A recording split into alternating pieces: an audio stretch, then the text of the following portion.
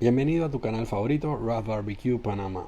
Si no te has suscrito, dale click al botón rojo y suscríbete. Y si ya eres un suscriptor, dale click a la campanita para que recibas las notificaciones. Buenos días amigos y bienvenidos una vez más a tu canal favorito, Raf Barbecue Panamá.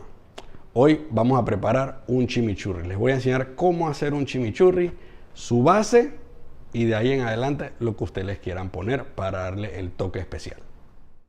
Utilizaremos perejil fresco, orégano,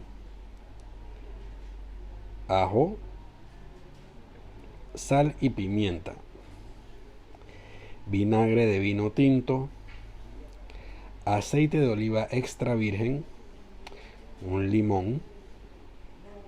Mezclamos todo en un procesador de alimentos.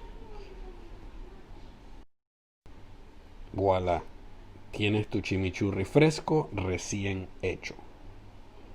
Bueno amigos, y así se prepara un buen chimichurri, básico y sencillo. Disfrútenlo.